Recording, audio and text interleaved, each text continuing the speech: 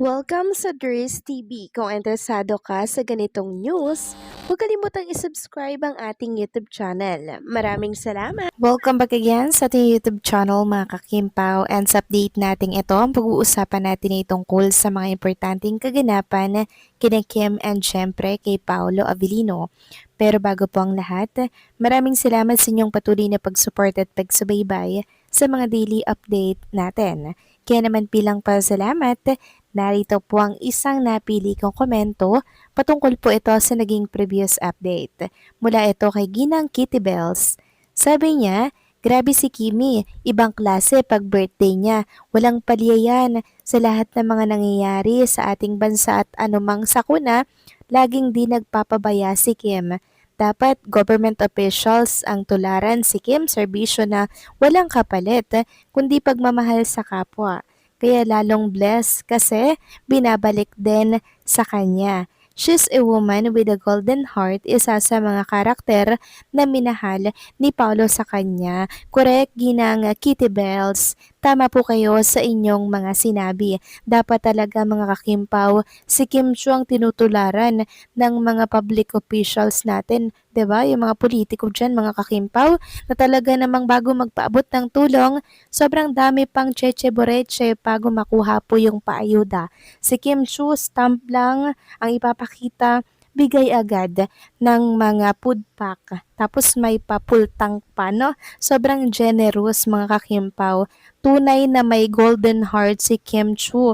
So ito po ay pagbabalik ng blessings ni Kim na nakukuha po from sa itaas. Ibinabahagi niya din yan sa kanya mga kapwa po na talaga namang nangangailangan, dumadanas po ng krisis ngayon dito po sa ating bansa, 'di ba? Kaya dapat pong tularan si Chinita Princess, hindi lang po ng mga public official, maging ng mga artista din po na nakakaluwag-luwag. Isa po ito sa nagustuhan natin kay Kim Chu at malamang si Paolo Avellino. Ganon din po ang nagustuhan kay Kim, 'di ba? Sobrang generous at sobrang busilak po ng kanyang puso. And kung ano man yung binigay ni Chinita Princess, I'm sure triple, doble pa po ang balik niyan mga kakimpaw.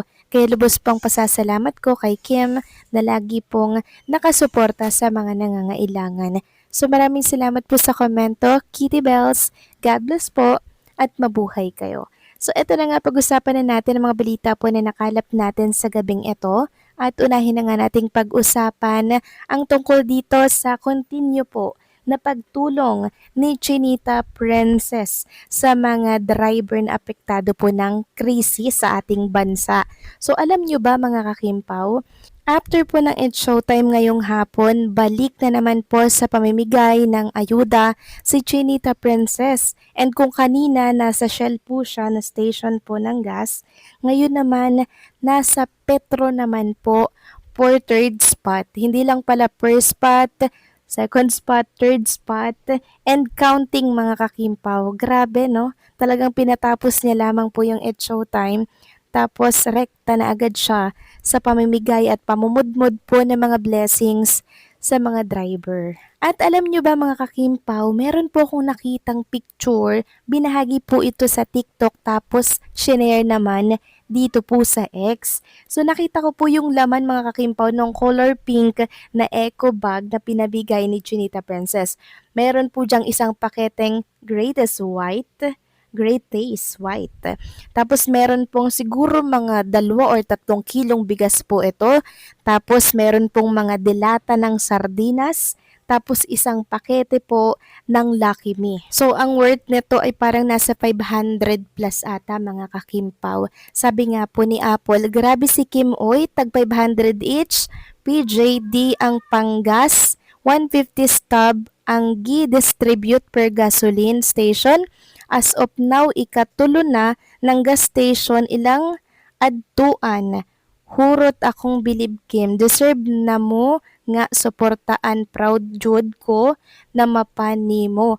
Sobrang proud daw siya mga kakimpaw at deserve daw ni Chinita Princess talaga na suportahan, at ngayon daw po ay nasa pangatlong station na si Chinita Princess para po mamahagi ng kanyang mga food pack and syempre plus full tank. Akala ko kaninang umaga lang yun mga kakimpaw, meron pa po palang kasunod. Biruin niyo kanina nagpapasaya lamang po siya sa It's Showtime, tapos pagkatapos pala nun rekta na ulit siya sa pamimigay. Grabe 'no, wala talaga siyang kapaguran mga kakimpaw. Sobrang nakakabilib and talaga namang deserve niya talagang suportahan. Hindi nakakapagtaka kung bakit sobrang daming nagmamahal at sumusuporta kay Chinita Princess. And eto nga po meron akong picture ng isang tatay dito na naka-receive po ng blessings ni Chinita Princess.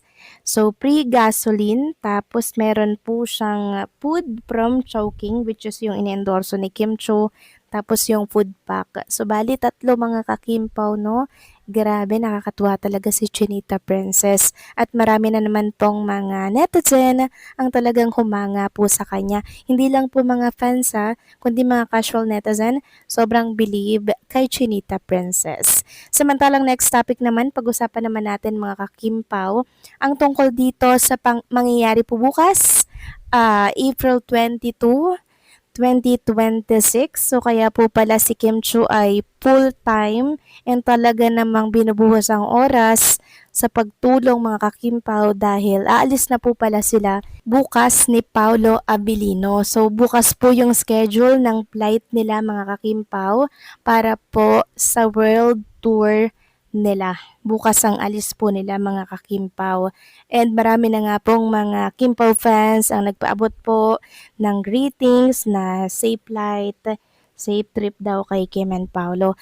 Sabi nga dito, safe trip, Kim Pao bukas. God bless your world tour with His wisdom and keep you healthy. We're sad. We can see you in Showtime for so long. Correct mga kakimpaw. Wala na naman po si Chinita Princess dito sa It's Showtime. Ito lamang naman po ang dahilan kung bakit nanonood po ang ilang mga seniors natin. Pero wag kayong mag-alala mga kakimpaw dahil kahit na nasa ibang bansa si Kim and Paula Avellino, kahit nasa ibang panig po siya ng ating mundo, wag kayong mag-alala. Kasi gagawin natin yung mga kaya natin, di ba? Para ma-share sa inyo yung mga ganap ni Kim and Paolo sa ibang bansa, lalo na po yung sa world tour nila, yung mga happening nila doon, di ba? Yung concert, yung show nila, ibabahagi ko po yan sa inyo mga kakimpaw. Kaya huwag kayong mag-alala, huwag kayong malungkot, isipin nyo na lang para to sa mga OFW natin na kababayan dyan po sa ibang bansa.